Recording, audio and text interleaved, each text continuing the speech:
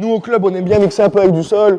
En venant attraper le dos, s'allonger, rentrer accroché, remonter pour renverser.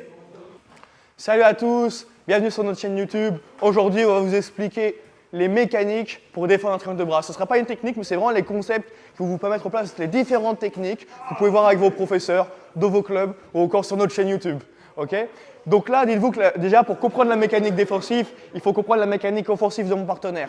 Quand il va me prendre un triangle de bras, son objectif, comme tout triangle ou étranglement sanguin, c'est de compresser une carotide avec son bras, puis en croisant mon bras, compresser la deuxième carotide. Une fois que les deux carotides sont compressées, mon cerveau ne va plus être irrigué au sol au bout d'un certain moment, et du coup, je vais risque de tomber dans les pommes si je ne tape pas, si j'abandonne pas en tapant sur mon partenaire. Ok, donc Sofiane peut faire un triangle de bras, n'importe lequel. Qui me prend ici, on vient. Il faut tout de suite que j'écarte mon bras et que je regarde le ciel, comme sur un triangle de jambes. J'écarte mon bras et je regarde le ciel. Prends ici. Anaconda. Voilà. De là, tout de suite, je vais mettre coude contre coude, regarder le ciel. De là, il faut faire attention parce qu'il peut partir sur la guillotine à ce moment-là.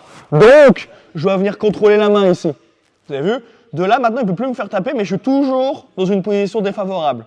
Donc maintenant, il faut essayer de sortir. Plusieurs manières de sortir. Je pourrais par exemple lever la jambe, désaxer, un peu comme il faut en lutte. Nous, au club, on aime bien mixer un peu avec du sol. En venant attraper le dos, s'allonger, rentrer accroché, remonter pour renverser. Ou encore,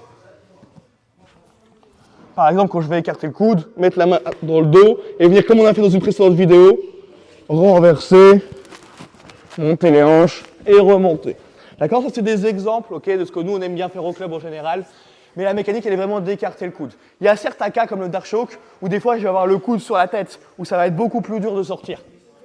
C'est-à-dire que là, il va mettre le coude sur la tête. De là, je ne peux pas écarter. Il faut d'abord que j'enlève ce qui m'arrête, c'est-à-dire le coude, écarter le bras, attraper la main. Et de là, on peut commencer à travailler. Ok, c'est vraiment ça qui est important. Il faut que je relève la pression qu'il y a sur les côtés manuels, c'est-à-dire sur mes différentes carotides. Ok, ici, ici. Pour ça, je vais redresser ma tête, venir écarter le coude, attraper la main qui est ici. Et de là, on peut commencer à sortir. S'il y a quelque chose qui me gêne, comme un coude sur la tête, il faut que j'enlève ce coude avant, bien évidemment. J'espère que cette vidéo vous aura plu. N'hésitez pas à nous suivre sur les différents réseaux sociaux, à liker, à partager. On se revoit vite pour de nouveaux tutos. Os!